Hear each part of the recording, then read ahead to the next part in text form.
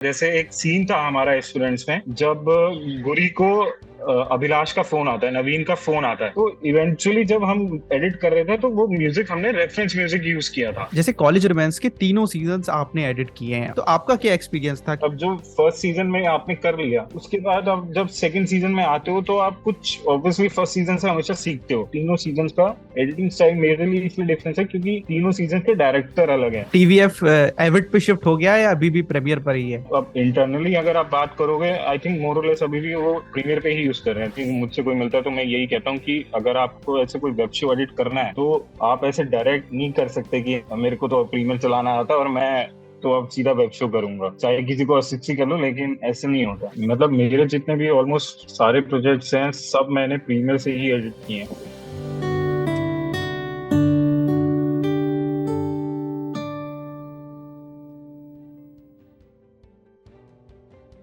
और इस सीजन के जो पहले गेस्ट हैं उनका नाम है तुषार मनुचा। अगर मैं वेब सीरीज की बात करूं तो इन्होंने कॉलेज रोमांस के तीनों सीजन एडिट किए हैं। इन्होंने अभी जो हाल ही में एनसीआर डेज आया था वो भी इन्होंने एडिट किया था, और इन्होंने एस्पिरेंट्स भी एडिट किया था, और ये पंचायत सीजन 1 में असिस्टेंट एडिटर भी थे। और टाइमलाइनर्स के जो आपने यूट्यूब स्केचेस देखे होंगे वो भी इन्होंने बहुत सारे एडिट किए हैं। और इन्होंने टीवीएफ में ही एज अ इंटर्न अपनी एडिटिंग की शुरुआत की थी, और इन्होंने बहुत प्रोफेशनल और बहुत अच्छा अच्छा काम कर लिया है। तो इस पॉडकास्ट में इनसे हमें बहुत कुछ सीखने को मिलने वाला है। तुषार भाई, वेलकम टू पॉडकास्ट। और कैसे हैं आप, पहले तो ये बताइए आप। मैं सही हूँ यार, बहुत बढ़िया man, thank you for inviting me to this. Tushar भाई, स्टार्टिंग से स्टार्ट करते हैं कि आपकी मतलब एडिटिंग की जर्नी कैसे स्टार्ट हुई। आप मतलब आप वहां से बताइए जब आपको एडिटिंग के बारे में पता चला था। मतलब पहले बिल्कुल नहीं पता था और फिर आपने कहीं सुना होगा या फिर कहीं पढ़ा होगा, तो वहां से आप अब तक की जर्नी आप मतलब शॉर्ट में या फिर जैसे भी बता पाए। तो यार, मतलब एडिटिंग की जर्नी बेसिकली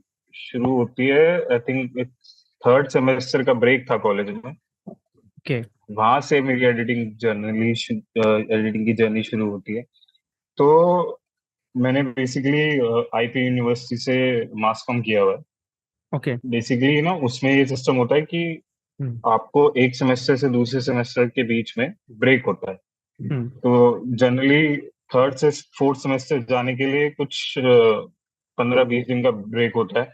और आप जब साल खत्म करते हो तब 2 महीने की छुट्टियां होती हैं, जैसे स्कूल में ही होती थी।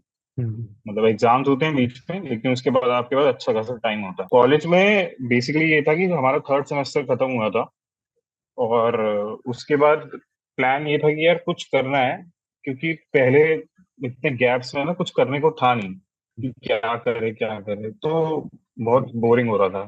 मैंने कहा यार कि इस बार तो कुछ करना है। तो इवेंचुअली फिर ऐसे फिल्म्स वगैरह पे रिसर्च करा, क्या होता है क्या नहीं होता, क्या सीन है, कैसे बनती हैं। तो धीरे धीरे सबके बारे में पढ़ा, वो 10-15 दिन के बारे में कि हाँ यार ऐसे होता है ऐसे होता है। ओके, सॉरी मैं आपको फिर इंटरप्ट। हाँ, मतलब ये हम कौन से ईयर की हाँ बात कर रहे हैं तुषार भाई? मतलब ऑडियंस थोड़ा यार रिलेट कर ये पाए। हाँ ये ईयर होगा मेरा कॉलेज का सेकेंड ईयर, जो कि है अराउंड 14 या 15। इवेंचुअली उस ब्रेक में फिर एनालाइज किया कि यार एक पोस्ट प्रोडक्शन नाम की भी चीज होती है, कि फिल्म बनने के बाद क्या होता है। आपने शूट तो कर ली, उसके बाद क्या होता है। तो फिर धीरे धीरे ऐसे सॉफ्टवेयर एक्सप्लोर करे कि किस पे एडिट होता है। तो हमारे कॉलेज में एक स्टूडियो हुआ करता था, और वहाँ पे एक सर हुआ करते थे। तो उनके पास मैक हुआ करता था। तो वहां पे वो एडिट करते थे अपने ये कॉलेज के जितने भी एनुअल फंक्शंस हो गए, कोई इंटरव्यू हो गया, गेस्ट लेक्चर हो गया। तो उनको देखा था मैंने कि ये एडिट करते हैं, और वो मैक पे एडिट करते थे उस टाइम। और फिर मैंने रिसर्च किया कि यार मैक तो सिर्फ वो एफसीपी पे एडिट करते थे। हाँ। तो वो पता लगता था यार एफसीपी तो सिर्फ उस पे चलता है, मैक पे चलता हाँ। है, और हाँ। किसी पे चलता नहीं। हाँ। और मेरे पास था कुछ 2007 वाला i3 का लैपटॉप। हम्म। मैंने कहा ये इस पे तो चलेगा नहीं। फिर मैंने धीरे धीरे और ऑप्शन एक्सप्लोर करे कि और कौन से सॉफ्टवेयर यूज होते हैं। And then eventually premiere comes in the story. Premiere आया कि हाँ, ये भी एक सॉफ्टवेयर है जो एडिटिंग के लिए यूज होता है। तो मैंने कहा ठीक है यार, ये यूज करके देखते हैं। मैंने कहा यार डाउनलोड तो करना है, अब कैसे करें। तो वो ये एडोब का पहले सॉफ्टवेयर डाउनलोड करा, उसके लाइसेंस पे चलाया उसे 14 दिन। फिर इवेंचुअली उस पे इंटरेस्ट आने लगा। मैंने कहा यार ये तो सही है। तो मैंने पूरा मतलब एडोब मोस्टली अपने यूट्यूब से सीखा। कि कौन सा टूल क्या काम करता है, हम्म, ये पिन्स कैसे बनते हैं, इंपोर्ट कैसे होता है, एक्सपोर्ट कैसे होता है। हम्म, मतलब प्रीमियर का A to Z मैंने यूट्यूब से सीखा, हम्म, वो 10-15 दिन के स्पैम में। तो इवेंचुअली जब कॉलेज दोबारा शुरू हुए, फिर अब हमारे फिल्म्स, हमारे जो मास कॉम में ना एक सब्जेक्ट होता था जिसमें पढ़ाते थे कि फिल्म्स के बारे में आपको, हम्म, मतलब हर सेमेस्टर में अलग अलग सब्जेक्ट्स होते थे। तो एक एक सेमेस्टर सिर्फ फोटोग्राफी होता था, एक सेमेस्टर में मतलब न्यूज होता था, तो एक सेमेस्टर में ये फिल्म्स भी हुआ था। तो वहां पे एक सर थे मेरे, भारत बांगा करके उनका नाम था। तो मैं उनके पास गया कि सर मैंने ये सीखा है हम्म, और इसमें मुझे कुछ आगे करना है, आप मुझे बताओ, गाइड करो कैसे कर सकते हैं। तो इवेंचुअली कहा, उन्होंने कहा कि यार ये तो तेरा फोर्थ सेमेस्टर का सब्जेक्ट है, ये तो मैं तुझे फोर्थ सेमेस्टर में सिखाऊंगा, और अभी हमारा फोर्थ सेमेस्टर शुरू होगा। तो हाँ, मैंने कहा ठीक है, बट इवेंचुअली मैं कहा मैं इतना वेट क्या करूंगा, मैं इतना वो थोड़ी हूँ कि यार आप पूरे 6 महीने का सेमेस्टर है। मैं कहा मैं इतना वो नहीं कर सकता, आप क्या कर सकते हैं। ठीक। फिर धीरे धीरे इवेंचुअली वो क्लासेस लेते गए, मैं क्लासेस समझता गया, मतलब लैपटॉप सर के सामने ही बैठ के शुरू कर दिया, खट खट खट खट खट। तो फिर उसमें इंटरेस्ट बनना शुरू हो गया कि हाँ यार, कहीं करना तो यही है, और ये है भी सही।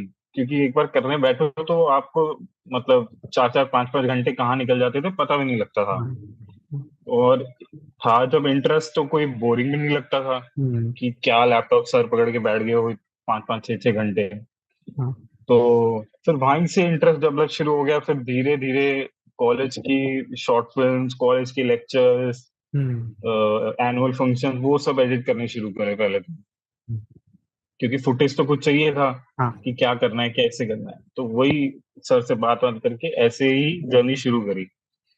फिर इवेंचुअली हमारा ना लास्ट सेमेस्टर होता है, तो लास्ट सेमेस्टर में आपके पास ना चॉइस होती थी कि आपने जो पूरे 3 साल में जितने सब्जेक्ट्स पढ़े हैं उसमें से आप एक अपना फेवरेट चूज करो, हाँ, और उस पे आप अपनी रिपोर्ट्स वगैरह वेब प्रोजेक्ट बनाओ। इवेंचुअली जब मेरा इंटरेस्ट बना तो मेरा तो एडिटिंग का ही था। हम्म, तो बाय द टाइम मुझे याद है, आज भी याद है कि जब वो फाइनल सेमेस्टर का एक्सटर्नल आके इंटर वो ले रहा था, प्रैक्टिकल ले रहा था, मेरे पास पूरे कॉलेज के 9 प्रोजेक्ट्स पड़े थे। ओके, मतलब हर हाँ, हाँ, ग्रुप्स को बांट दिया गया था कि हाँ, आप इस क्लास में 4 ग्रुप हैं, इस क्लास में 6 ग्रुप हैं। ओके, तो मेरे पास 9 ग्रुप्स के प्रोजेक्ट्स पड़े थे और सबको मेरे को डिलीवर करना था। तो मेरे को भी याद, आज भी याद है कि मैं बेसमेंट वाले उस रूम में बैठ के सबको ऐसे कंट्रोल एम मार के सबको एक्सपोर्ट दे रहा होता था एक एक करके, ये लो ये लो ये लो। और मेरा खुद का प्रोजेक्ट रेडी नहीं है उस टाइम पे, हाँ, लेकिन मैं सबको दे रहा हूँ, हाँ तुम ले लो, तुम ले लो, तुम्हारा हो गया है। फिर कॉलेज खत्म होने के बाद थोड़ा एक्सप्लोर करना शुरू, मतलब कॉलेज से पहले ही एक्सप्लोर करना शुरू कर दिया था कि कहाँ जॉब के लिए इसको अप्लाई किया जा सकता है। क्योंकि मेरा ये था कि मैं खाली नहीं बैठ सकता, कॉलेज खत्म हो जाए उसके बाद मैं ढूंढना शुरू करूँ, तो वो हम्म, टाइम मेरे लिए ऐसा था कि यार मैं खाली बैठ के करूंगा क्या। तो जब तक कॉलेज चल रहा था तब तक मैंने ही ऑप्शन लास्ट में एक्सप्लोर करने शुरू कर दिए थे। तो फिर जब कॉलेज का लास्ट पेपर था और उसके नेक्स्ट दिन ही मुझे एक कंपनी ज्वाइन कर ली थी। बेसिकली वो एक इंस्टीट्यूशनल, एजुकेशनल इंस्टीट्यूशनल का स्टार्टअप था। आज आपके टाइम पे बायजूस वगैरह है, ओके, उस टाइम पे वो एक स्टार्टअप हुआ करता था जहाँ पे टीचर्स आते थे एसएससी वगैरह के, और एक उनका स्टूडियो हुआ करता था, वहां हम्म, पे आके वो लेक्चर्स रिकॉर्ड वगैरह करते थे। उनका बेसिकली पोस्ट प्रोडक्शन जितना भी था सब मैं हैंडल करता था, कि रिकॉर्ड करना, क्योंकि कैमरे की भी थोड़ी बहुत नॉलेज थी जो कैमरा कॉलेज में सिखाया था, हम्म, कैसे करना है कैसे नहीं करना। फिर उनका फुटेज ट्रांसफर, उनका एडिट, फिर एक्सपोर्ट, फिर उनकी वेबसाइट पे अपलोड, वो सब मैं ही हैंडल करता था। तो ओके, हमारे यहाँ इवेंचुअली 4-5 बंदों की टीम थी। एक हम्म, डिजाइनर था, एक एसईओ का बंदा था, बट फिर इवेंचुअली वो स्टार्टअप इतना सक्सेस हो नहीं पाया, और वो लाइक अराउंड 4-5 महीने में बंद हो गए। फिर वहां से जब जॉब छूटी तब रियलाइज हुआ कि नहीं यार, ये वाली फील्ड तो नहीं घुसनी है इसमें। ओके, फिर नहीं, क्योंकि ये था कि यार ये तो बहुत एक मतलब हम्म, वैसा है ना कि एक स्टेप ले डाउन है, आपके सामने प्रोसेस ले डाउन है। ये तो हम्म, मैं एक व्हाइट बोर्ड पे भी लिख दूंगा, कोई दूसरा बंदा आएगा तो वो भी फॉलो करने लग जाएगा।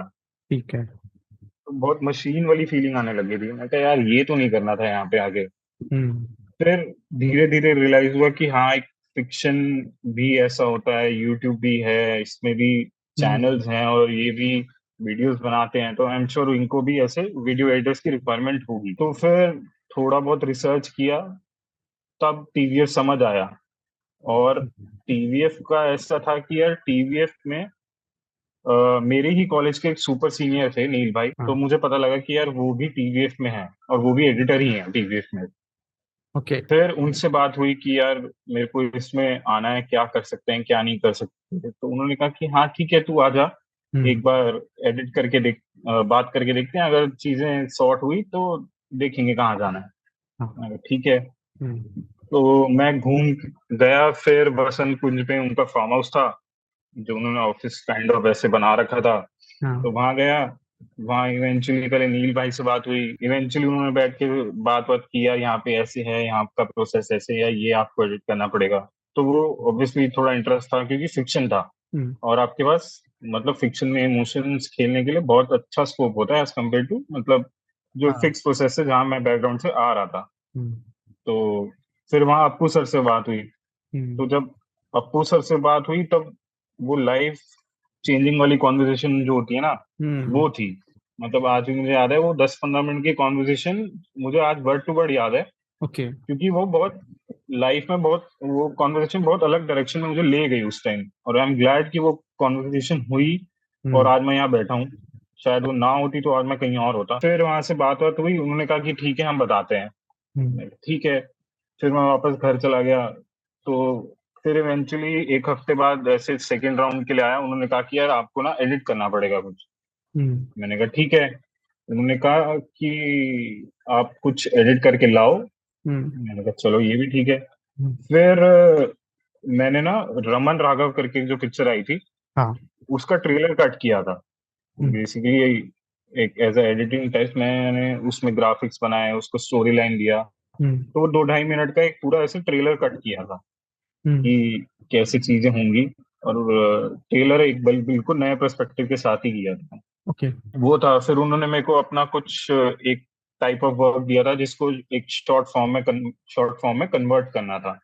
हम्म। तो बेसिकली मेरे स्किल्स जज कर रहे थे कि मुझे हाँ। कितना ऑपरेट करना आता है, मुझे कितने सेंस है हम्म। कंटेंट की। तो उन्होंने कहा कि ठीक है हम एनालाइज करके बताएंगे। तो फिर तीसरे राउंड के लिए मैं गया वापस।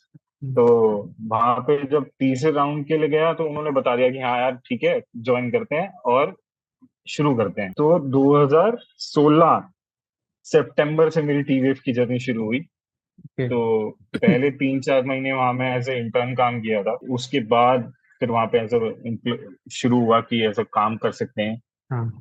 ये वही जो बेसिक प्रोसेस होता है कि आप इंटर्न से एक एक उसमें स्टेप। एज ए एम्प्लॉय एक स्टेप अप हो जाते हैं। वहां से मेरी टीवीएफ की जर्नी शुरू हुई, और फिर रेस्ट इज हिस्ट्री। तो मतलब मुझे ऐसा लगता है कि मतलब जितने भी वीडियो एडिटर हैं उनकी जर्नी ऐसे ही शुरू होती है। मतलब वो सॉफ्टवेयर का उन्हें एक्सप्लोर करना होता है, और फिर मतलब जितने लोगों से मैं अब तक मिला हूँ एडिटर से जो आज अच्छा कर रहे हैं, वो मतलब सभी उन्होंने एक यूट्यूब से ही शुरू किया था। मतलब मेरी कम्युनिटी में बहुत सारे लोग कमेंट करते हैं कि हम कहाँ से सीखे, उनकी मतलब बहुत बड़ी प्रॉब्लम होती है कि सीखे कहाँ से।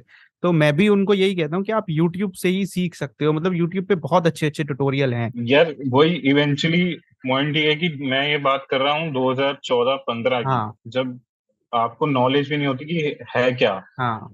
तब बेसिकली तब मैंने जब यूट्यूब से बैठ के पूरा प्रीमियर सीख लिया था। तो हाँ। आज तो आपके पास मतलब बहुत डिफरेंट चॉइसेस हैं, बहुत डिफरेंट चैनल्स हैं, बहुत डिफरेंट कंटेंट क्रिएटर्स हैं, जो हाँ। सिर्फ यही बना रहे हैं जो आपको सिखा रहे हैं। सिखा रहे हैं। जैसे कॉलेज रोमांस के तीनों सीजन्स आपने एडिट किए हैं, और वो शायद सीजन 1 हम्म। 2018 में आया था। तो मैंने उसमें एडिटिंग में काफी डिफरेंस एक नोटिस किया है। जो सीजन 1 की एडिटिंग थी और जो सीजन 3 की एडिटिंग है, उसमें काफी फर्क मुझे लगा है। सीजन 3 में थोड़ी सी एडिटिंग बदल गई है। तो आपका जो, जैसे कि आपने तीनों सीजन से एडिट किए, तो आपका क्या एक्सपीरियंस था? कि आपको भी जैसे एज अ व्यूअर मुझे लगा कि हाँ, एडिटिंग काफी डिफरेंट थी। मतलब अब थोड़ी मॉडर्न एडिटिंग हो गई थी उसमें, जैसे हम शोज भी देखते हैं नेटफ्लिक्स वगैरह के, उस टाइप की एडिटिंग। तो आपका इसमें क्या कहना है, कि आपका एक्सपीरियंस भी थोड़ा अलग था? यार दैट जो आप कह रहे हो ना कि एडिटिंग स्टाइल डिफरेंट था, मुझे लग रहा है कि वो मोर और लेस ट्रीटमेंट से आया है। कि अब इवेंचुअली तीनों सीजन्स के डायरेक्टर्स अलग हैं, तीनों सीजन्स के राइटर्स अलग हैं। Okay. तो अब जब हम फर्स्ट सीजन कर रहे थे, तो सिमर सर जब उसमें डायरेक्टर थे, हम्म। तो उनका बहुत हमेशा से वैसा रहा है कि बहुत स्टाइलाइज हम्म। वैसे वाली चीजें करना, कि मतलब कैमरा मूवमेंट के साथ उनको खेलने का बहुत शौक है। कि ओके। कैमरा इधर से इधर आया, वैसे शॉट लिए, ये लिया वो लिया, तो उनको उस चीज का बहुत शौक था। तो इवेंचुअली जब देखोगे तो फर्स्ट सीजन में भी एडिटिंग भी वैसी ही है कि हर चीज वैसे, जैसे जो स्टाइलिश शॉट्स हैं वो अच्छे खासे यूज हुए हैं। फिर उसमें म्यूजिक की जो, लाइक म्यूजिक का जो इन टाइमिंग है, जो आउट टाइमिंग है, वो हाँ। बहुत मैटर किया हुआ है। हम्म। सिमिलरली जब हम अब सेकेंड सीजन में जंप करते हैं तो अप्पू सर ने सेकेंड सीजन डायरेक्ट किया था। हम्म। उनका मोर और लेस थोड़ा फ्लेवर स्लाइस ऑफ लाइफ वाला टाइप है उनका। वैसा है कि वो बहुत एक्टिंग पे फोकस करते हैं, इमोशंस पे फोकस करते हैं। Second season was more like that.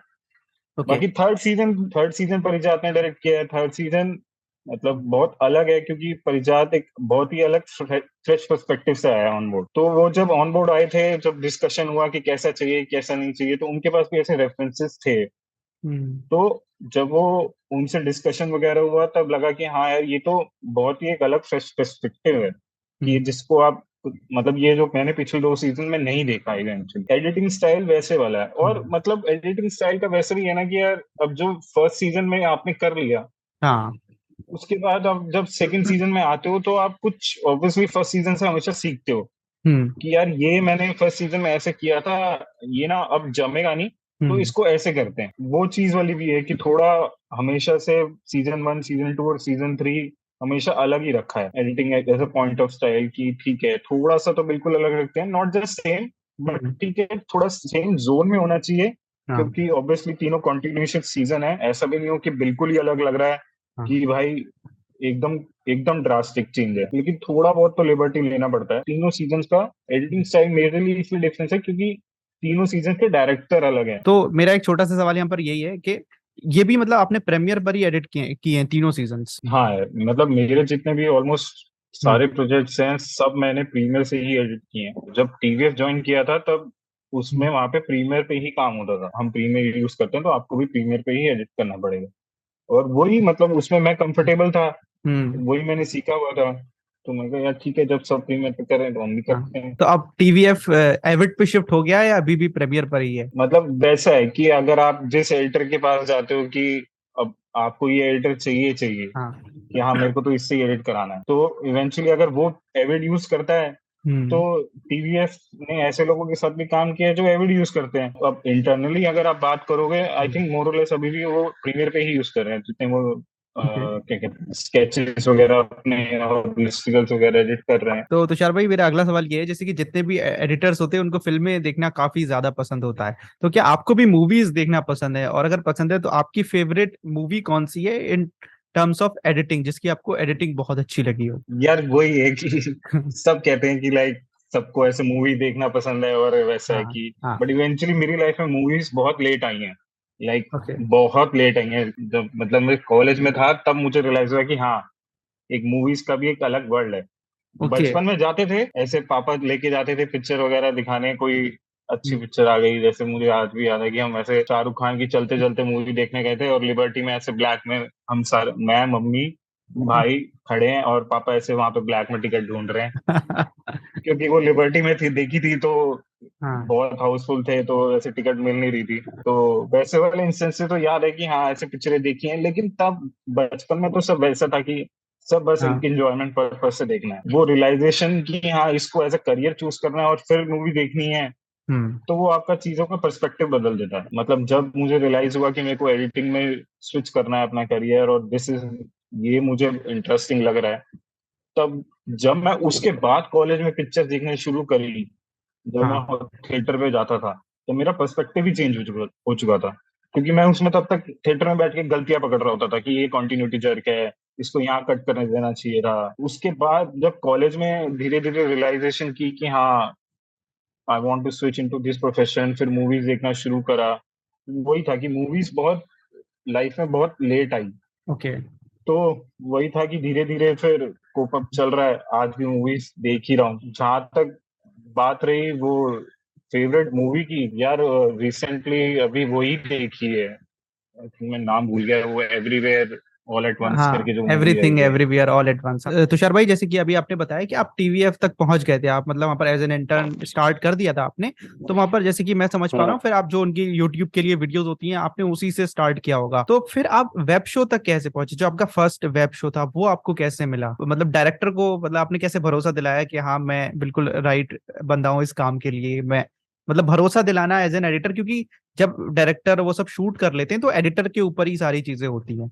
तो वो आपने मतलब कैसे अपना फर्स्ट वेब शो लिया? लिया तो नहीं, बस बाय गॉड ग्रेस वो मिल गया। ओके। क्योंकि जब ज्वाइन किया था उसके बाद द टाइमलाइनर्स करके जो टीवीएफ का ही सब ब्रांच का चैनल है, हम्म। हम जनरली जितना भी दिल्ली में जो सब प्रोड्यूस होता था सब उसी पे जाता था। बाय द टाइम जब मैं ज्वाइन हुआ और जब चीजें करने लगा, हम्म। तब वहां पे ये सब लिस्टिकल स्केचेस शुरू हुए थे कि हाँ ये सब बनाना है और ये सब करेंगे। बीच में उनका स्पीड अप हो गया था काफी, लाइक हर हफ्ते में एक वीडियो आ रही है, हर हफ्ते में दो वीडियोस आ रही हैं। मतलब ऑब्वियसली वो आज भी मुझसे कोई मिलता है तो मैं यही कहता हूँ कि अगर आपको ऐसे कोई वेब शो एडिट करना है तो आप ऐसे डायरेक्ट नहीं कर सकते कि हाँ मैं, मेरे को तो प्रीमियर चलाना आता है और मैं तो अब सीधा वेब शो करूंगा, चाहे हम्म। किसी को अस्सी कर लो। लेकिन ऐसे नहीं होता। हम्म। मैंने भी कम से कम 150 लिस्टिकल 25-30 स्केच किए होंगे, उसके बाद तब जाके मुझे लगा कि हाँ ठीक है। और मुझे क्या, मतलब मेरे जो हायर अथॉरिटीज थी उनको लगा कि हम्म। हाँ नहीं ये कर लेगा, इसको दे के देखते हैं। इवेंचुअली वो जब हम वहाँ पे लिस्टिकल स्केचेस वगैरह कर रहे थे हम्म। तो उससे एक अच्छी प्रैक्टिस मिली, कैसे करना है, क्या करना है, ये इमोशन कैसे निकालना है। तो हम्म। लिस्टिकल में भी ऐसा ही होता था कि वो जोक कैसे लैंड होगा, स्केच में भी वो ऐसा होता था कि वो स्टोरी आर्क कैसे बिल्ड होगा फ्रॉम स्टार्ट टू एंड। तो हम्म। वो वाली चीजें बहुत मैटर करी, क्योंकि स्केच और listicle is a very good practice for you, hmm. कि कहाँ कैसे जोक निकालना है, कहाँ म्यूजिक चाहिए, कहाँ म्यूजिक शुरू करना है, किस टाइप का कौन से सीन में म्यूजिक जाएगा। हम्म। ये चीजें बहुत मैटर करती हैं। जब साल 2 साल वहां पे लगातार ये सब चीजें कर ली, फिर college romance I think on board आया। हम्म। क्योंकि कॉलेज रोमांस तो I think as a mainly solely independent independent artist editor मैंने शुरू किया था। हम्म। लेकिन उससे पहले हमने आम आदमी फैमिली और द फ्लेम्स किया था। तो लेकिन मैं उसमें एज अ मेन नहीं था। लेकिन जैसे फर्स्ट सीजन था आम आदमी फैमिली का, उसमें मैं और ऋषभ थे मेरे साथ, जो मेरा कलीग था, जो हम दोनों सेम लेवल पे ज्वाइन हुए थे। हम्म। तो ऋषभ और मैंने उसमें असिस्ट किया था और नील भाई मेन एडिटर थे। तो वहां से जब चीजें बिल्ड होना शुरू हुआ कि द आम आदमी फैमिली करके जो शो था, टास्क जिसको हम कहते हैं, हम्म। तो बहुत ऐसे मिडिल क्लास फैमिली टाइप वाला शो था। हम्म। तो उसमें बहुत अच्छे अच्छे मिडिल क्लास नुआंसेस हैं, कि हम्म। एक इमोशन है। तो वो ड्रिवन करना एडिट पे, वो हम्म। बहुत एक चैलेंजिंग था, क्योंकि स्टार्ट ही था। तो इवेंचुअली ऐसा नहीं था कि मैं डायरेक्ट सीधा मुझे कॉलेज रोमांस शो मिला। ऐसा था कि पहले लिस्टिकल, फिर स्केचेस, फिर शो में असिस्टेंट, फिर जाके कहीं आपको वैसा कॉलेज रोमांस पे एज अ मेन एडिटर काम मिला। सो मतलब वो एक स्टेप बाय स्टेप प्रोसेस था, जो मतलब आप धीरे धीरे हाँ। सीख कर पहुंच रहे थे। लेकिन अगर मैं फर्स्ट कहूं तो वो शायद आम आदमी फैमिली था। नहीं, मतलब as a sole independent editor की, हाँ जो शो मैंने पूरे 5 एपिसोड अकेले एडिट किए हैं, वो हाँ। द कॉलेज रोमांस ही था। ओके। सो तुषार भाई, जैसे कि अभी एस्पिरेंट्स रिलीज हुआ था यूट्यूब पर, और मतलब उसके वीकली एपिसोड आते थे, लेकिन जो उसकी हाइप थी वो बहुत ज्यादा थी फर्स्ट एपिसोड से ही, और वो यूट्यूब वेब शो के हिसाब से काफी ज्यादा ड्रामेटिक था इन द सेंस जो उसकी स्टोरी लाइन थी, जो एडिटिंग थी। तो आपका एक्सपीरियंस कैसा था उसको एडिट करते वक्त? शूट होने के बाद जब फुटेज आना शुरू हुआ, तो वो तो बहुत बात की बात है। उससे पहले ही जब पता लगा था कि हाँ ये प्रोजेक्ट करना है और ऐसे ऐसा सीन है, तो जब उसकी स्क्रिप्ट पढ़ी तो ल- मतलब लाइफ में ऐसा हुआ कि यार वाह क्या सही शो है यार, कितनी हम्म। सही राइटिंग लिखी हुई है उस शो की। बहुत चीजें उस, जब मैं वो क्या कहते हैं स्क्रिप्ट पे पढ़ रहा था ना, तो मैंने हम्म। बहुत चीजें स्क्रिप्ट लेवल पे ही, लाइक साइड में ऐसे नोट्स बना बना के उस पे हम्म। वो एनालाइज कर लिया था कि इसको ऐसे ट्रीट कर सकते हैं, इसको वैसे ट्रीट कर सकते हैं। और अप्पू सर के साथ ऐसा था कि उनके साथ काफी टाइम से बहुत काम कर भी लिया था, तो उनके साथ एक अच्छी खासी ट्यूनिंग भी थी। उनको क्या चाहिए, कैसा वो उनका लाइफ का वैसा है, कि उनके शोज कैसे रहते हैं, उनको इमोशंस कैसा रहता है। और जब मैं एस्पिरेंट्स देख रहा था तभी मुझे आपका नाम वहां से, तभी मतलब फर्स्ट टाइम मुझे वहीं से ही मिला था आपका नाम। तो अगला सवाल मेरा ये है कि जो एक, जैसे कि आपने काफी सारे वेब शोज एडिट कर लिए हैं, तो एक प्रोसेस क्या होता है वेब सीरीज का? क्योंकि जो हमारी कम्युनिटी में, मेरी कम्युनिटी में एडिटर्स हैं, वो उन्होंने ज्यादातर यूट्यूब वीडियोज ही एडिट की होंगी, और मतलब वो चाहते हैं कि आगे वो वेब सीरीज की एडिटिंग में या फिर फिल्म एडिटिंग में जाएं, क्योंकि वेब सीरीज भी जैसे आप एडिट किए तो वो एक पूरा प्रोफेशनल ही माहौल है। तो उसका प्रोसेस क्या होता है, जैसे कि शूट हो गया, फिर उसके बाद एडिट टेबल तक कैसे आता है, फिर डिलीवरी, तो अगर आप शॉर्ट में बता पाएं प्रोसेस। तो यार प्रोसेस जनरली शुरू होता है सेट पे जो डीआईटी वाला पर्सन बैठा होता है वहां से। जब उसके बाद फुटेजेस आना शुरू होता है, वो आपको एक स्पेसिफिक फॉर्मेट में कन्वर्ट करके फुटेजेस देगा। हम्म। MP4 MOV जो भी आपकी रिक्वायरमेंट हो, जो भी प्रोडक्शन हाउस की उस टाइम पे रिक्वायरमेंट होती है उस हिसाब से वो आपको। ऑब्वियसली अब जब कोई शो शूट हो रहा है आजकल तो 6K 8K में शूट्स होते हैं, हम्म। तो वो आपको एक 1080p क्वालिटी का एक कन्वर्जन करके देगा फुटेज का। हाँ। क्योंकि ऑब्वियसली आपकी मशीन इतने वेरिएबल फुटेजेस नहीं कर पाएंगे जो 8K और आप डायरेक्ट 6K में फुटेज एडिट कर लो। हम्म। तो आपको उसको डाउनग्रेड करना ही पड़ेगा। हम्म। वो बाद में चीजें लिंक हो जाती हैं, उसका हाँ। भी अलग अलग प्रोसेस है। हम्म। बट फॉर द एडिटेबल, जब वो फुटेज चाहिए होती है वो डीआईटी से ऐसे कन्वर्ट होके आती हैं। हम्म। फिर मेजरली ऑन बोर्ड आता है हमारा असिस्टेंट एडिटर, हम्म। जो उस फुटेज को सिंक सॉर्ट करके देगा। लाइक कि ऑब्वियसली सीक्वेंस वाइज तो कोई भी स्क्रिप्ट शूट नहीं होती है हम्म। कि जैसे मेरे एक एपिसोड में अगर 10 सीन है तो हम्म। शूट वाइज ऐसे कभी डिसाइड नहीं होगा कि पहला सीन पहले और फिर 10 सीन लास्ट। वो कभी ऐसे लीनियर सीक्वेंस नहीं होता, हमेशा नॉन लीनियर ही चलते हैं। हम्म। मतलब पहले एपिसोड का एक सीन फर्स्ट डे हो रहा है और पहले एपिसोड का लास्ट सीन लास्ट डे भी हो सकता है। तो बिल्कुल। You never know. हम्म। फिर वो जब पूरा ऐसे मास्टर शेड्यूल में से पूरा सॉर्ट होता है कि हम्म। कौन सा एपिसोड में कौन सा सीन कब कब शूट हुआ है, हम्म। तो इवेंचुअली पहले असिस्टेंट एडिटर डे वाइज को सिंक करता है, सॉर्ट करता है। तो फिर उसके सिंक करने के भी अलग अलग तरीके हैं कि एक तरीका है टेंटिकल सिंक के थ्रू और एक तरीका है प्लूरल राइज के थ्रू। ओके। अब टेंटिकल सिंक एक तरीका है, वो भी एक एक्सटर्नल डिवाइस टेंटिकल आता है उससे सिंक होता है। बट हम्म। वो भी तब सिंक होगा, वो थ्रू टाइम कोड सिंक होता है। और वो ओके। भी तब सिंक होगा जब आपने ऑन सेट वो tentacle device time code encode किया हो ओके। शूट करते वक्त हम्म। अपने कैमरा और जो हमारा साउंड का मशीन होता है उसमें। ओके। अगर आपने वो टेंटिकल डिवाइस से उसको सिंक नहीं किया है तो तो नहीं वो हो। सिंक ही नहीं होगा। हम्म। फिर आप प्लूरलाइज पे आते हो, जो आपको मतलब कैमरा की वेवफॉर्म्स और आपके जो साउंड की वेवफॉर्म्स हैं वो मैच करके आपको देता है। ओके। तो वहां से जब सिंक होके XML निकलता है, फिर जब डे वाइज हम उसको पहले डे वाइज प्रोजेक्ट्स बनाते हैं प्रीमियर के। किसी भी अगर जो आप कोई भी स्पेसिफिक सॉफ्टवेयर यूज कर रहे हो, तो जैसे हम प्रीमियर यूज करते थे तो हम पर्टिकुलर डे वाइज के वो बनाते थे उसमें, बिन्स। क्या कहते हैं, प्रोजेक्ट्स। ओके। पहले प्रोजेक्ट्स बनाते थे डे वाइज, फिर ओके। उसमें सॉर्ट करते थे कि हाँ, पहले उसमें सॉर्ट करते थे कि ये किस एपिसोड का है, ये किस एपिसोड का है, ये किस एपिसोड का है। तो हम्म। तीनों के अलग अलग टाइम पे अलग अलग डिस्टेंस पे सीन्स रख देते थे। हम्म। फिर एक लिस्ट बनती थी कि इस दिन ये सीन शूट हुआ है, इस दिन ये इस एपिसोड का ये सीन शूट हुआ है। हम्म। फिर जब सारे दिन के ऐसे प्रोजेक्ट्स बन गए, शूट खत्म हो गया, फिर हम आते थे कि हाँ अब प्रोजेक्ट्स पे आते, अब एपिसोड्स पे आते हैं। तो एपिसोड 1 का फिर हम उस लिस्ट पे जाते थे कि हाँ भाई एपिसोड 1 के कौन कौन से दिन में कौन कौन से सीन शूट हुए हैं। हम्म।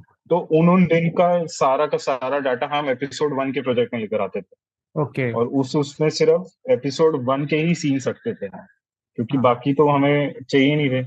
हाँ। तो वो सब हटा के सिर्फ एपिसोड 1 का हम डाटा एक पूरे प्रोजेक्ट में लेके आते थे, वो हमारा एपिसोड 1 होता था। हम्म। फिर वहां से अलग प्रोसेस होता था कि हम्म। पहले सीन वाइज उसको डिवाइड किया, फिर उसके गुड टेक्स अलग किए लॉग शीट के हिसाब से कि गुड हम्म। टेक्स कौन से हैं।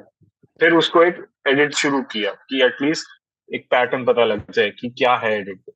लाइक हाँ। डायलॉग वाइज एक एडिट, बेसिक एडिट शुरू किया, लाइनअप जिसे हम कहते हैं। तो इवेंचुअली मोरलेस यहाँ तक काम हमारा असिस्टेंट एडिटर ही करता है। हम्म। उसके बाद आता है कि आप एसोसिएट लेवल अपने अंडर लेते हो या नहीं लेते हो। ओके। बहुत प्रोडक्शन हाउसेस होते हैं जो सिर्फ आप मेन एडिटर हो और आपके नीचे एक असिस्टेंट एडिटर है, दैट्स इट। फिर कुछ बहुत प्रोडक्शन हाउसेस होते हैं कि जो आप मेन एडिटर हो, आपके नीचे एक एसोसिएट है, फिर उसके नीचे एक असिस्टेंट है। तो दैट्स हायरार्की। ओके। और वो डिपेंड करता है कि आपके लाइक प्रोडक्शन हाउस का बजट कितना है शो का। जो higher the budget, the hierarchy grows more. Tushar भाई, मुझे ऐसा लग रहा है कि जो मैं अपनी कम्युनिटी में अक्सर कहता रहता हूँ कि वीडियो एडिटिंग का एक बहुत बड़ा पार्ट है ऑर्गेनाइजेशन, और जो आपने पूरा अभी प्रोसेस बताया है उससे मतलब यही समझ में आ रहा है कि अगर आप वो ऑर्गेनाइजेशन नहीं करोगे तो at the end of the edit आप इतने कंफ्यूज हो जाओगे कि आपको पता नहीं चलेगा और आपका टाइम बहुत ज्यादा वेस्ट होगा। ऑर्गेनाइजेशन बहुत इंपॉर्टेंट है यार, क्योंकि वो एक फर्स्ट स्टेप है आपको अपना प्रोसेस शुरू करने के लिए। हम्म। अब आपके असिस्टेंट ने फोल्डर अच्छे से ऑर्गेनाइज नहीं कर रखे हैं, आपको पता ही नहीं है कि उस सीन में कितने टेक्स ले रखे हैं। हम्म। डायरेक्टर आके कहता है कि नहीं यार, इसका एक बेस्ट टेक भी है जो टाइमिंग तुम्हारी टाइमलाइन पे है ही नहीं। तो हाँ। फिर तुम वापस जाते हो और वहां तुम देखते हो कि वहां तो सिर्फ 4 टेक्स हैं, लेकिन पता लगता है कि शूट पे तो 10 टेक लिए हुए हैं। हाँ। तो वो 6 टेक्स गायब है। तो वो ऑर्गेनाइजेशन से ये होता है कि मतलब वो 6 टेक्स गए कहाँ। वो बेसिकली डायरेक्टर आपको वो आके बोलेगा कि नहीं यार, मेरा बेस्ट टेक तो ये है और तुमने ये लगाया नहीं हुआ। हाँ। फिर तुम्हें अब पीछे जाना पड़ता है उसी डे के फुटेजेस में, उसी सीन के फुटेजेस में। हम्म। फिर तुम वहां जाके देखते हो कि वहां पे वो शॉट है कि नहीं है। तो हम्म। ऑर्गेनाइजेशन उस वे से बहुत इंपॉर्टेंट है। और हाँ। ऑल्सो भी इसलिए भी इम्पोर्टेंट है कि वो बहुत एक सेम स्केल पे होना चाहिए, हम्म। कि आपका असिस्टेंट, आपका एसोसिएट और आप एज अ मेन एडिटर तीनों एक ही लेवल पे हो। क्योंकि बीच कल को बीच में भी कोई गायब हुआ तो मेरे को कोई फुटेज देखना है तो मुझे 10 बार फोन करके पूछना ना पड़े कि यार ये चीज कहाँ रखी है। जैसे कि बहुत सारे बिगिनर एडिटर्स हैं तो उनको सॉफ्टवेयर में बहुत ज्यादा कंफ्यूजन हो जाता है, मतलब वो वहीं अटके रहते हैं कि यार कोई सॉफ्टवेयर हमें बता दे कि ये वाला सीख लो वो वाला सीख लो, तो हम फिर आगे स्टार्ट करते हैं। जैसे कि प्रीमियर भी काफी ज्यादा महंगा है, जो मुझे लगता है हमारी इंडियन जो कम्युनिटी है उसके हिसाब से सब्सक्रिप्शन बेस है। तो आपका मतलब क्या सजेशन है, अगर एक बिगिनर स्टार्ट कर रहा है तो वो कौन सा सॉफ्टवेयर ले जो उसके आगे भी जाकर काम आए? यार इवेंचुअली पॉइंट है कि अब जितने भी फिल्म और इंडस्ट्री में सॉफ्टवेयर एडिट हो रहे हैं, सॉफ्टवेयर पे जिस पे एडिट हो रहा है मोरलेस ही, आप एफसीपी देखते हो, आप प्रीमियर देखते हो और आप एविड देखते हो। हम्म। आजकल कुछ लोगों ने रिजॉल्व पे भी शुरू कर दिया है। हम्म। लेकिन अब वही है कि अगर आपको थोड़ा लॉन्ग टर्म पर्सपेक्टिव से सोचना पड़ेगा हाँ। कि इफ यू आर सीइंग कि I want to like grow in this only और seeing my as a career, hmm. तो वो एक टाइम का इन्वेस्टमेंट है यार। आज करोगे तो 4 साल बाद जब वेब सीरीज वगैरह में एडिट करना शुरू करोगे हम्म। तो तब आपको चीजें वो मैटर नहीं करेंगी कि हाँ यार उस टाइम पे प्रीमियर सीख लिया था, ले लिया था, तो आज इतनी दिक्कत नहीं हो रही। बट हम्म। वही है कि उस टाइम पे अगर आप ऐसे कोई भी फ्री सॉफ्टवेयर पे एडिट करना शुरू कर देते हो और हम्म। इवेंचुअली आपको फिर आगे जाके जब पता लगता है कि नहीं यार इंडस्ट्री में तो ये सॉफ्टवेयर चल रहे हैं, तो आपको स्विच होना पड़ेगा। तो हाँ। फिर आपको दोबारा वो 4 साल बाद वो प्रोसेस सॉफ्टवेयर सीखने का फिर से करना है। और मुझे जैसे कि ये लगता है कि एडिटर्स का पता नहीं है मेरे साथ ही होता है या और एडिटर्स के साथ भी होता होगा कि अगर आप एक सॉफ्टवेयर के साथ कंफर्टेबल हो जाते हो बहुत ज्यादा, तो वो एक आपके आपका उसके साथ एक अटैचमेंट बन जाता है। फिर वो थोड़ा सा अगर दूसरे सॉफ्टवेयर पर आप शिफ्ट कर रहे हो तो थोड़ा ट्रांजिशन में थोड़ा इफेक्ट तो आता ही है। वो यार वो है कि वो आपको स्लोली ग्रेजुअली तो होना पड़ेगा। हाँ। ऑब्वियसली आप एक टाइम से इतनी चीज एक चीज यूज कर रहे हो जिसको आप यूज टू हो गए हो कि आप आंखें बंद करके भी कीबोर्ड पे उसका शॉर्टकट बता दोगे। हाँ बिल्कुल। जैसे कि जो अभी हाल ही में रिलीज हुआ था एनसीआर डेज, उसका भी एडिट थोड़ा सा डिफरेंट था, तो आपका उसको एडिट करने में क्या एक्सपीरियंस था? क्या मतलब आपको चैलेंजेस आए, और फिर आपने मतलब अभी ना रिसेंट एडिट किया है तो फिर क्या आपने नई चीजें की जो आप पहले वेब शो में नहीं कर पाए थे? यार एनसीआर का तुम एक बार जब एडिट देखोगे ना, हम्म। वो बहुत ही मतलब बाकी शो से, जितने कॉलेज रोमांस वाले शो हैं वैसे टाइप से बहुत अलग है। अलग है, हाँ। क्योंकि एनसीआर बहुत वैसे वाला था कि एक टाइम पे तो शो में लाइक इमोशंस इतने हाई हैं कि उसके स्टेक्स इतने हाई हैं कि किसी की लिमिट ही नहीं है। हाँ। लेकिन एक टाइम पे वो पीछे हरियाणवी गाना चल रहा है तो आपको वहां मोन्टाज काटना है। हाँ। तो आई थिंक वो ड्रास्टिक बस इसीलिए है क्योंकि वो स्टोरी वाइज बहुत अलग अलग जोन्स में है। मेन थॉट प्रोसेस वही था यार एडिट करते वक्त कि जब वो कॉलेज में आते हैं तो हम्म। ऑब्वियसली स्क्रिप्ट पढ़ के तो यही लग रहा था कि यार कॉलेज है तो मतलब वही कॉलेज शो ना बन के रह जाए जो हाँ। पहले किए हुए हैं। वो थोड़ा तो वैसा था कि वो थोड़ा पर्सपेक्टिव बदलना भी था। हम्म। क्योंकि अगर वही सेम टाइप जोन की एडिटिंग रखते और हम्म। तो वो थोड़ा फिर शो उसी जोन में डिक्लाइन हो जाता। तो इसलिए एनसीआर डेज की थोड़ा एडिट वैसे भी डिफरेंट है कि लाइक एक सीन में मोनू और निधि का ब्रेकअप हो रहा है फोन पे, हाँ। शादी, वहां पे उसकी शादी फिक्स हो गई है। और हम्म। एक टाइम पे हम जब अपने स्टार्ट में देखते हैं हम्म। कि हमारा जब एपिसोड शुरू होता है तब पूरा फुल ऑन ऐसे हरियाणवी गानों से शुरू हो रहा है। यही मैंने नोटिस किया कि वो मतलब जैसे टीवीएफ के और जो टाइमलाइनर्स के अब शोज आ रहे हैं, वो उनका ड्रामा का जो वर्जन है वो बढ़ता चला जा रहा है, मतलब वो और ज्यादा ड्रामेटिक होते चले जा रहे हैं। जैसे कि एस्पिरेंट्स एक अच्छा माइलस्टोन था, और फिर एनसीआर डेज ने एक और माइलस्टोन है मतलब वहां पर रख दिया है। मेरा अगला सवाल ये है कि जैसे कि बहुत सारे लोग एडिटर अब बनना चाह रहे हैं, मतलब जैसे जैसे अवेयरनेस बढ़ रही है और जैसे जैसे कंटेंट आ रहा है, तो मतलब आपने इतना काम कर लिया, तो आपको क्या लगता है कि मतलब एक अच्छा करियर हो सकता है वीडियो एडिटिंग आपके अकॉर्डिंग? और कितना वक्त लगता है हमें इसको प्रॉफिटेबल बनाने में? क्योंकि ये ऐसा नहीं है कि आपने आज जॉब शुरू कर दी फिर आपकी अगले मंथ से सैलरी आ जाएगी 1 तारीख को। यहाँ पर स्ट्रगल है, ये एक मतलब एक आर्टिस्टिक फील्ड है। तो फिर आपका इसमें क्या सजेशन होगा? यार, एज अ करियर ऑप्शन अगर आपका इंटरेस्ट है तो यू शुड बी लाइक कि डेफिनेटली गो, कि ऑप्ट करो कि हाँ मेरे को यही करना है। हाँ। लेकिन पॉइंट वही है कि अगर आपका इंटरेस्ट है तो ही करना है। क्योंकि हाँ। ये आई थिंक मुझे ऐसा लगता है कि एक ऐसा प्रोफेशन है जहाँ पे आपको बहुत एक अलग लेवल के पेशेंस चाहिए। आपको एक ही डायलॉग 10 बार सुनना है, 100 बार सुनना है, 1000 बार सुनना है।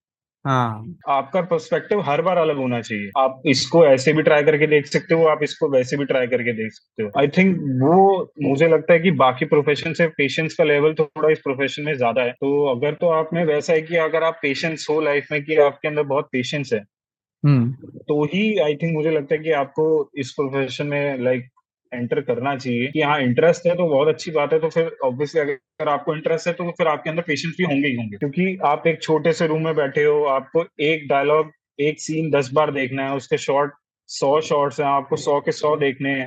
और हम्म। 100 के 100 तो नहीं देखने होते हैं, इवेंचुअली हाँ। जो गुड टेक्स हैं वो देखने होते हैं। जब लेकिन जब गुड टेक काम नहीं करता तो आपको उसके सारे टेक्स देखने होते होते हैं कि आप कौन सा यूज करोगे।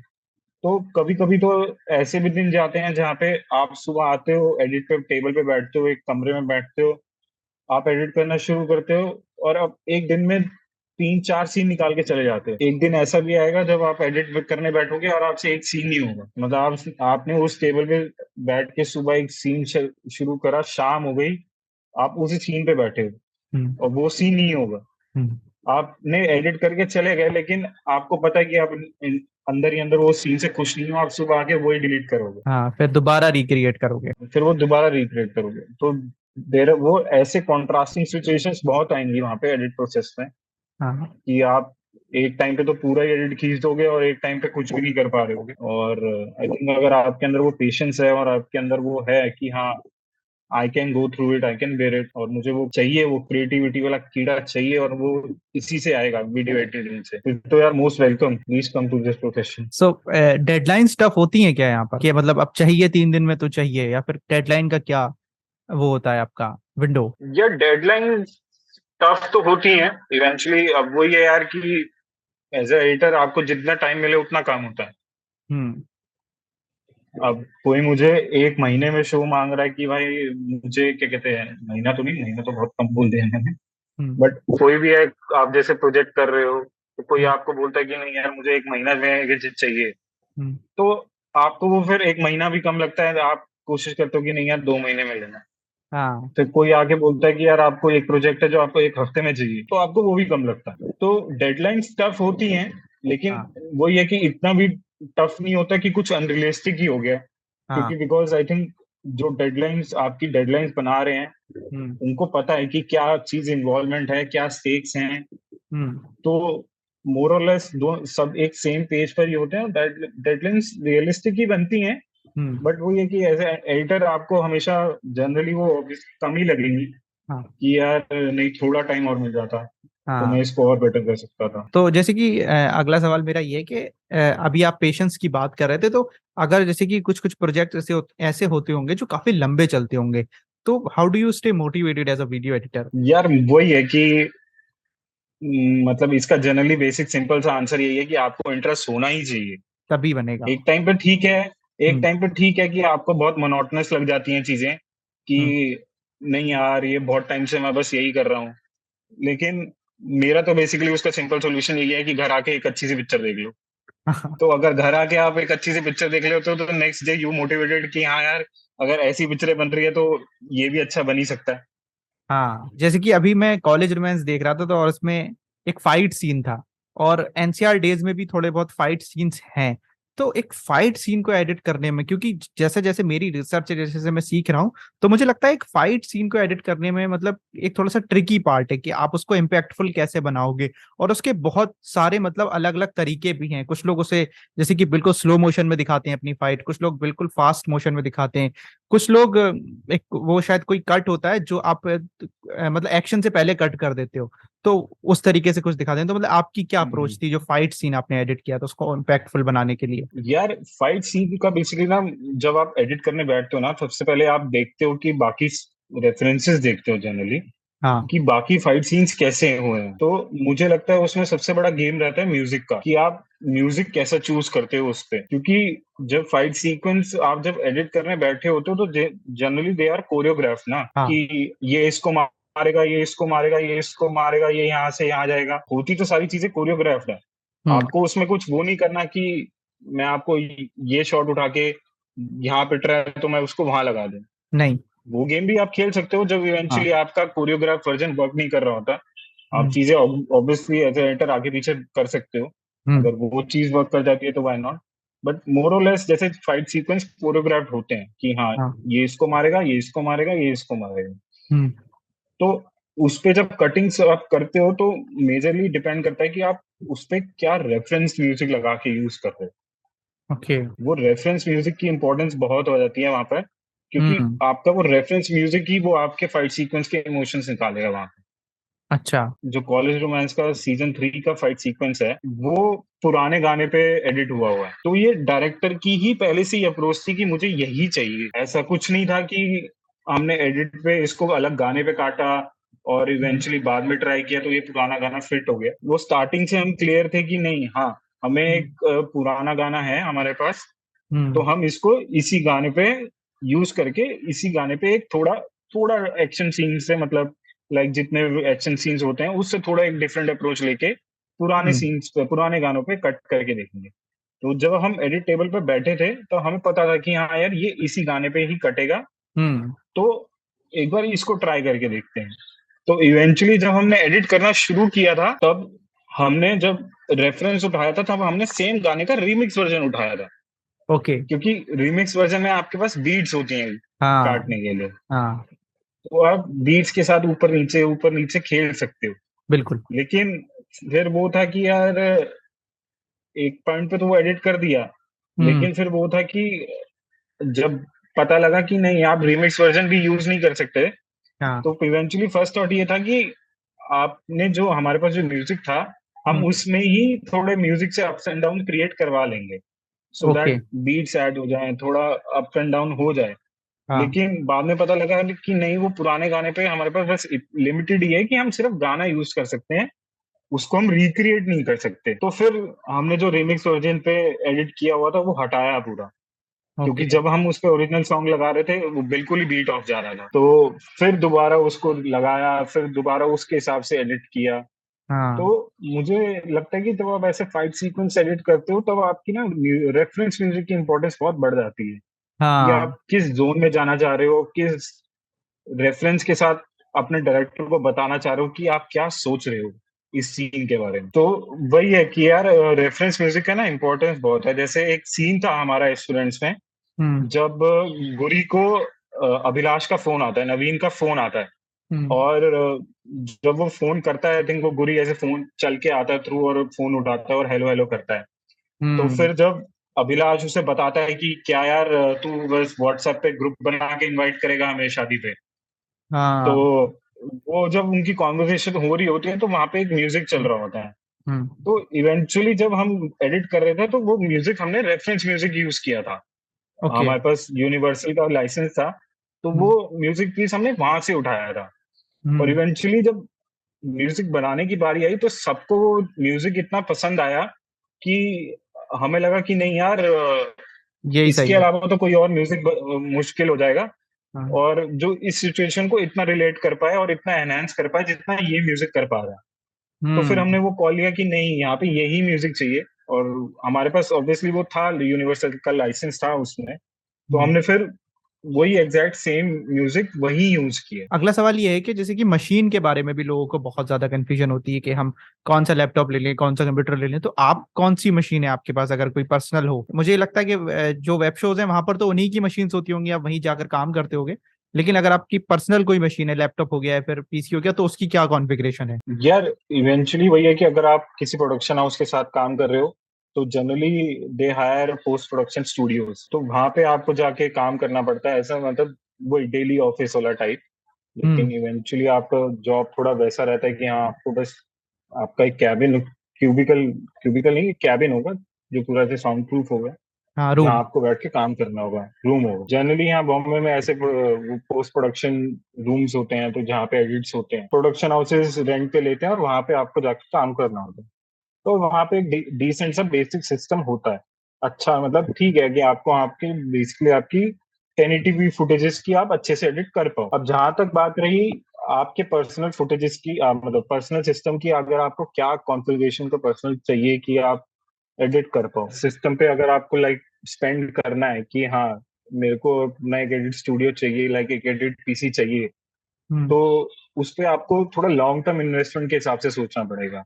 हम्म। अगर आपका गोल ही यही है कि मेरे को एक छोटी वीडियोस बना के ही एडिट करना है, मेरे को नहीं करनी वेब सीरीज, तो एक बेसिक सिंपल सा सेटअप ले लो, क्योंकि इवेंचुअली जितनी भी छोटी वीडियोस होती हैं वो तो 8K 4K में नहीं शूट होती हैं, अगर वही है। बट इवेंचुअली अगर आपको वैसे वाली चीजें करनी है कि आपको ग्रेडिंग भी सीखनी है साथ साथ, हम्म। आपको एडिट भी करना है साथ साथ, तो आप हम्म। ग्रेडिंग जब करने बैठोगे तो ऑब्वियसली आप ओरिजिनल फुटेज पे करोगे। हाँ। अब ओरिजिनल फुटेज करोगे तो आपको वो प्रॉक्सी से आपको नॉर्मल फुटेज, जो आप ओरिजिनल फुटेज है उस पर कन्वर्ट करना पड़ेगा। हाँ। तो आपका सिस्टम इतना पावरफुल होना चाहिए कि वो 8K फुटेज भी हैंडल कर ले, क्योंकि मैंने ऐसे बंदे भी देखे हैं जिनका ये है कि हाँ मैं एडिट भी करता हूँ लेकिन मेरे को हम्म। ग्रेडिंग भी सीखना है, तो दे उन्होंने 2-2 2.5 लाख रुपए अपने सिस्टम पे लगा रखे हैं। तो मुझे लगता है कंक्लूजन यही है कि आप अपना बजट देख लो, अभी आपका बजट जितना है, और फिर आप अपनी नीड देख लो।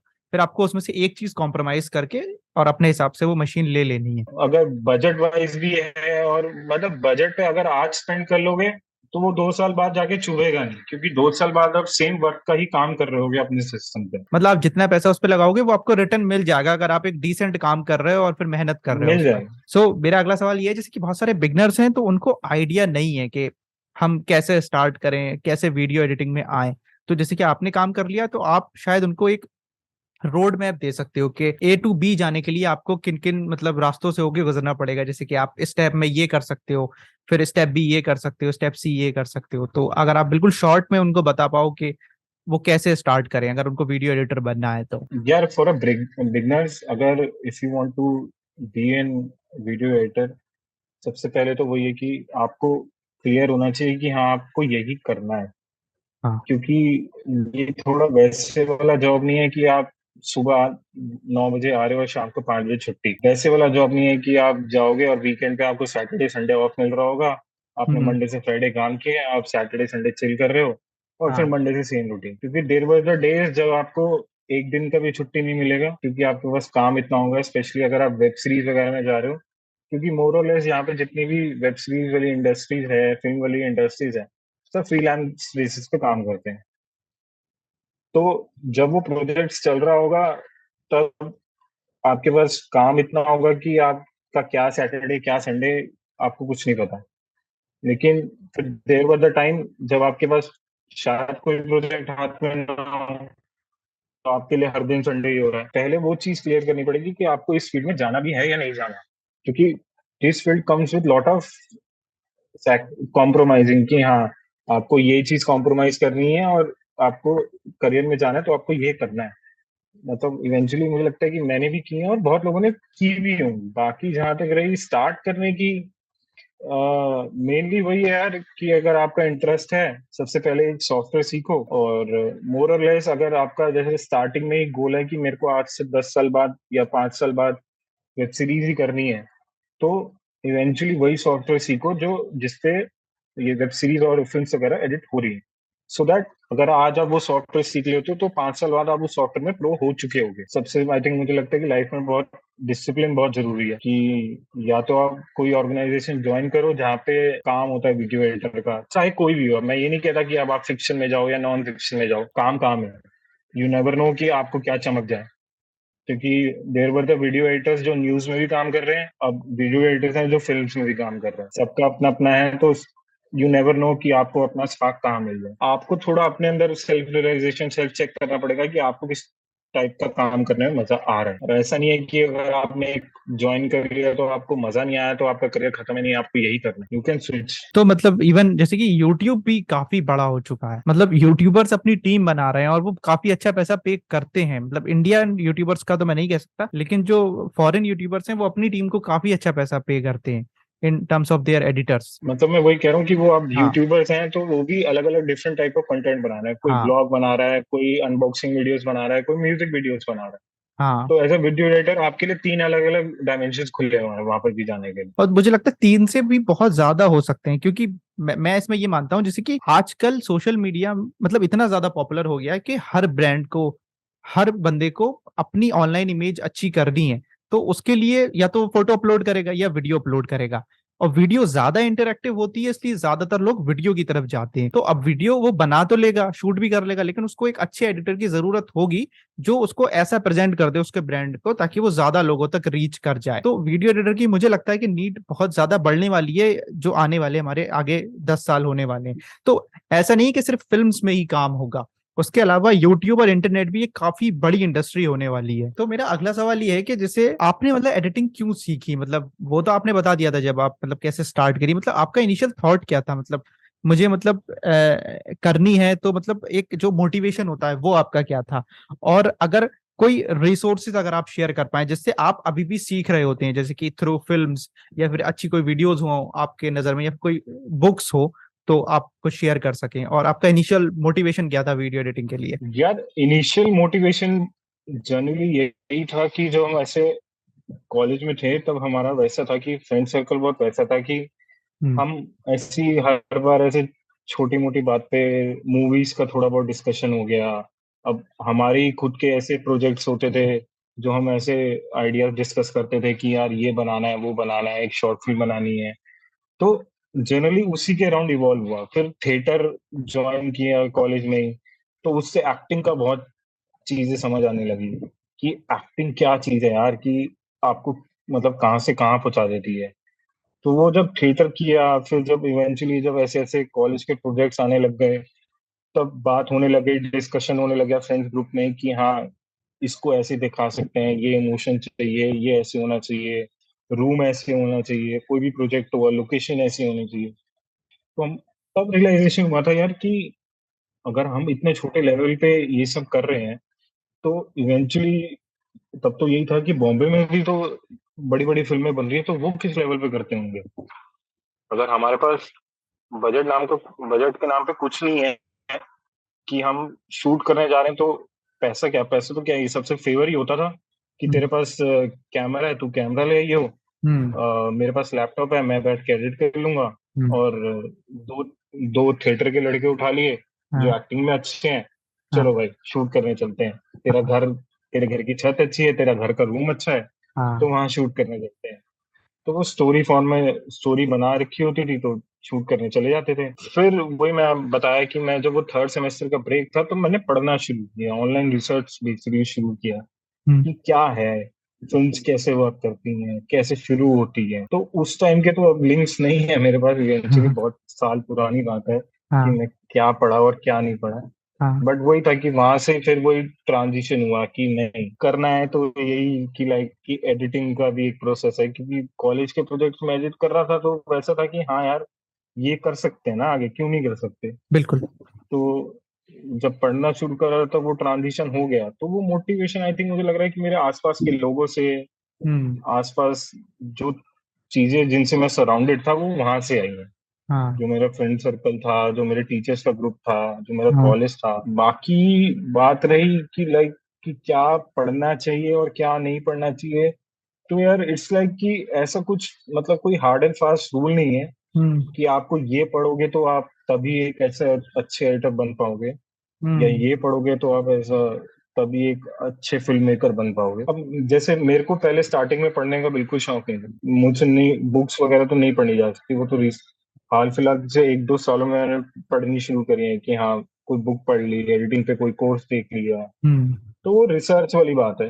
इवेंचुअली फिर वही है कि आप एक पिक्चर, मेरा जनरली थॉट प्रोसेस वही रहता है कि अगर मैं एक पिक्चर देख रहा हूँ ना, तो ऐसा नहीं है कि मैं एक बार देखी और खत्म कर दी। पहली बार तो मैं पिक्चर देखता हूँ तो वो एंजॉयमेंट के लिए देख लिया, लेकिन दूसरी बार जब पिक्चर देखता हूँ तो फिर अपनी लर्निंग के लिए देखता हूँ। और मेरा थोड़ा वैसा है कि यार, मैं जब हर कंटेंट देख रहा हूँ तो मुझे लगता है कि मैं हर कंटेंट से कुछ नया ही सीख रहा हूँ। बाकी तो यार कोई स्पेसिफिक ऐसा मेरे पास भी आपको देने के लिए कुछ है नहीं कि मैं आपको स्पेसिफिक हाँ। कुछ कंटेंट या मटेरियल दे पाऊँ। बाकी देवर ऐसी बहुत सी बुक्स हैं, आपको मिल जाएंगी इंटरनेट पे, हम्म। जो आपको एडिटिंग के बारे में सिखा देंगी। बहुत से ऐसे लोगों के इंटरव्यूज हैं जो आपको सिखा देंगे कि हाँ, एडिटिंग कैसे होनी चाहिए। जैसे आपने फिक्शन एडिट कर लिया है काफी सारा, तो अगर कोई अपना पहला फिक्शन एडिट कर रहा है, फिल्म हो गई, वेब सीरीज हो गई, तो उसको आपका क्या सजेशन है? उसको क्या चीजें करनी चाहिए, क्या नहीं करनी चाहिए, अगर आप उसको समझाना चाहो? यार, अब पहला फिक्शन भी लोगों के लिए बहुत अलग अलग चीज होती है। जैसे पहला फिक्शन मेरे लिए स्केच और लिस्टिकल हुआ करते थे। मैं कभी, पहला फिक्शन मेरा कभी वेब सीरीज नहीं हुआ। इवेंचुअली अब जब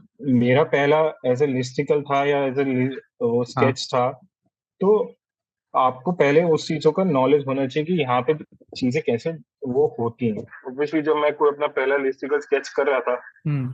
तो उसमें भी मैंने भी कम से कम 50 लिस्टिकल स्केच देखे होंगे कि हाँ, यहाँ पे चीजें कैसे निकल कर आई हैं। हम्म। तो अगर आप उस जोन में हो कि हाँ, अपना पहला लिस्टिकल करने जा रहे हो और आपने चीजें पहले से एक्सप्लोर की हैं, हम्म। तो आपके पास फुटेज आएगी तो यू फील हैप्पी कि हाँ यार, मैं इसको ऐसे भी कर सकता हूँ, मैं इसको वैसे भी कर सकता हूँ। तब आपके लिए ऐसे कोई डू और डोंट्स नहीं है कि ये करना चाहिए या ये नहीं करना चाहिए। वो वैसे वाली चीज है कि मेरे पास फुटेज आया, आपके पास क्या फिक्शन है और क्या आपकी स्टोरी की डिमांड है, वो मैं अभी यहाँ बैठे बैठे नहीं बता सकता। तो हम्म।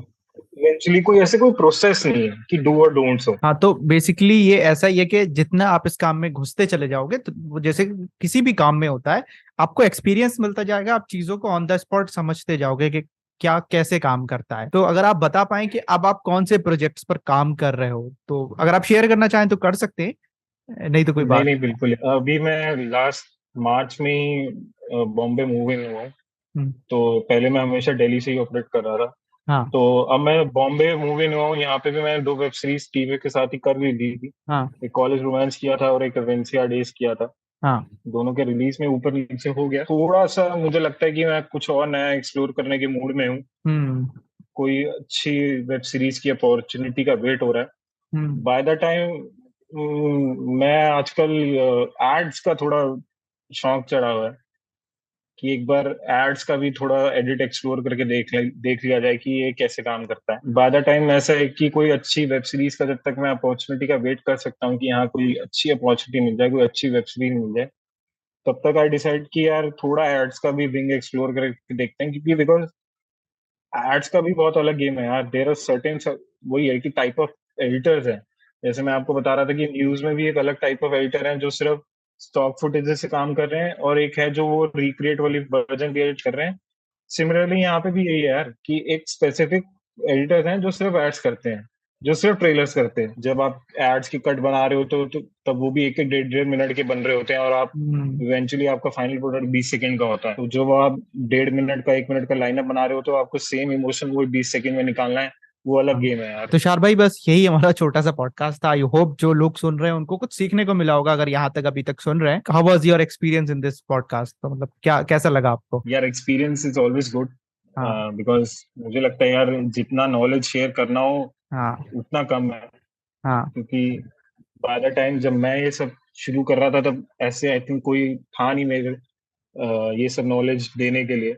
हाँ। एंड मैं तो तुम्हें वो करता हूँ यार कि eventually hmm. Kudos to you कि you are taking such initiatives, और हम्म। अपने ऑडियंस के लिए, अपने बाकी जनता के लिए, इंस्पायरिंग जनता के लिए ये सब कर रहे हो, हम्म। सो दैट वो एक ब्रिज बन रहे हो।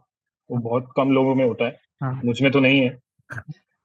बट वही है कि मुझसे कोई ऐसे नॉलेज शेयर करने आएगा तो मैं तो हाँ। खुशी खुशी दूंगा। हाँ, क्योंकि बिल्कुल। वही है कि नॉलेज शेयर करने की ऑब्वियसली कोई उम्र तो होती नहीं हाँ। कि अब मैं 30 का हो गया हूँ, नहीं यार अब मुझे नॉलेज तो नहीं चाहिए। वही चीज है यार कि it's always be a good experience to share knowledge. मुझे लगता है जो हमारी एडिटिंग कम्युनिटी है, ये हम सब काफी हम्बल लोग हैं। मैं जितने भी एडिटर्स को रिप्लाई, मतलब इनविटेशन भेजता हूँ, वो रिप्लाई तो एटलीस्ट कर देते हैं। और सबका मतलब ये होता है, शेड्यूल का उनका थोड़ा दिक्कत होती है कि अभी हम फिक्शन एडिट कर रहे हैं, फिर हम फीचर एडिट कर रहे हैं, तो टाइम नहीं होता है। लेकिन वो इतने हम्बल होते हैं इन्फॉर्मेशन शेयर करने के लिए कि वो बता देते हैं कि हम आएंगे लेकिन अभी तो हम इसमें बिजी हैं। तो वो रिप्लाई करते हैं और मतलब मतलब नॉलेज शेयर करने की मतलब पूरी उनमें मोटिवेशन होती है। तो thank you so much Tushar भाई कि आप आए और आपने जितनी भी चीजें एडिट की हैं उनसे, आई एम श्योर जितनी भी मेरी कम्युनिटी है वो टीवीएफ के शोज तो देखती ही होगी, और ये सारे देखे होंगे क्योंकि ये बहुत पॉपुलर थे हमारे इंडिया में, और कुछ सीखने को मिला होगा जो बिहाइंड द एक पर्सपेक्टिव होता है वो भी। सो थैंक यू तुषार भाई, और अगर आपको अभी कुछ शेयर करना है तो आप कर सकते हो, वरना हम इस पॉडकास्ट को फिर एंड करते हैं। कुछ भी अगर आपको कहना है, एनीथिंग। नहीं नहीं, ऐसा तो कुछ नहीं है। बस जनरली वही यार कि आई एम ग्लैड और I am thanks to the people हाँ whom I surrounding in my life, बिल्कुल। जिन्होंने मुझे आई थिंक सही टाइम पे और सही वक्त पे हमेशा ऐसे गाइड करते रहे हैं और गाइड करते आएंगे आई होपफुली। ओके। तो आई थिंक उन्हीं की वजह से आज मैं यहाँ बैठा हूँ, हाँ वरना तो आई थिंक शायद ना ही बैठा होता, शायद कहीं और होता। बिल्कुल बिल्कुल। So thank you so much Tushar भाई।